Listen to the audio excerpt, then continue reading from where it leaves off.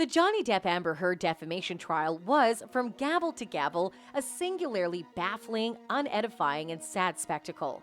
Now that it has ended with the jury finding in favor of Depp on all questions and in favor of Amber on only one, it's clear that the confusion was the point. But have you asked why Depp, who had already lost a similar case in Britain, insisted on going back to court? A public trial during which allegations of physical, sexual, emotional, and substance abuse against him were sure to be repeated couldn't be counted on to restore his reputation. Amber, his ex-wife, was counting on the opposite, that the world would hear in detail about the physical torments that led her to describe herself as a public figure representing domestic abuse. But as it turns out, the real victim in all this was actually Depp. How so? Stick around to find out. Depp and Amber first met in 2009 while shooting the movie The Rum Diary, in which both starred.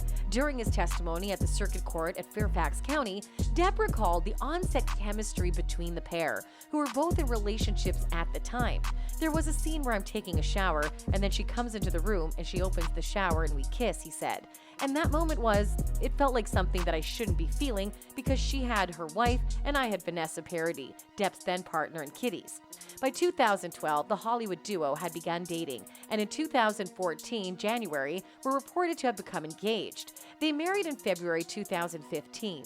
The movie stars tied the knot at Depp's home in Los Angeles before heading to the 59-year-old's private island in the Bahamas for a second wedding ceremony in front of only a few dozen of their closest family and friends. However, 15 months later, in May of 2016, Amber filed for divorce. She also took out a temporary restraining order against Depp, claiming he had been verbally and physically abusive to her throughout the relationship. Johnny has had a long-held and widely acknowledged public and private history of drug and alcohol abuse, the 36-year-old said in her complaint. He has a short fuse. But some of the text messages exchanged between the pair paint a different picture. One of the last texts Depp sent Amber on May 22, 2016, shows a man who was heartbroken beyond repair, disappointed, and felt belittled. Part of the text reads, "That was it, the last encounter forever. You were already ready to strike." It continues, "You are shameless. I tried to make it work and you just turned more and more into a spoiled brat. All you wanted was to make me effing miserable. Well, I'm finally there. I'll never be able to tell how I fell in love with you. You're not her." Toward the end, Depp wrote, "I loved you more than anything. I did everything that I could, but you never effing loved me. I was merely convenient for you." From this text, it is actually very easy to see who was the victim and who felt heartbroken: Depp. Amber had a plan to take advantage of Depp to scale the Hollywood heights. After all, associating with someone of Depp's caliber will definitely give anyone mileage in the industry. And back that up, the Aquaman actress's former private investigator, Paul Barassi, weighed in on the ex-Flames relationship, confirming that Amber used Depp to get ahead in Hollywood, among other claims. Amber, in some respects, was an opportunist on par with everyone else, the 74-year-old Hollywood fixer told the Daily Mail in the wake of the defamation case, which saw Depp get awarded more than $10 million, a decision that his ex plans to appeal.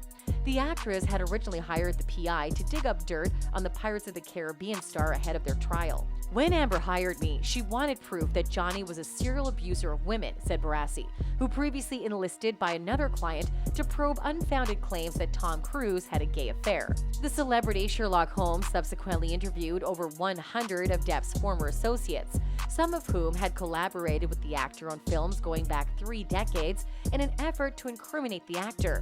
But despite his meticulous sleuthing, the dirt digger was unable to find another woman who said Depp abused them, and he was consequently sacked by the Rum Diary star. Nonetheless, Barassi, who's so fascinated with the case that he decided to probe Depp on his own in an effort to exhume some of the celeb's potential skeletons.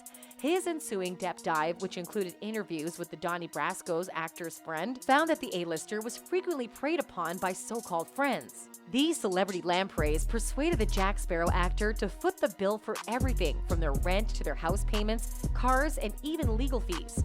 Johnny was besieged by people who integrated themselves into his domain, Barassi claimed. Once they were there, they'd scratch his back with one hand while the other took in the feed. All of the people around him have been on the take for so many years, he added. Barassi alleged that one of the most egregious leeches was his ex-wife Amber, who he said obviously knew his power in Hollywood, and she seized upon that power in the hopes of furthering her career. Another offender, per the PI, was none other than Depp's childhood friend Isaac Baruch, who testified on the star's behalf during the case. "He's the worst of all," said Barassi. "He's been living off Johnny his entire adult life."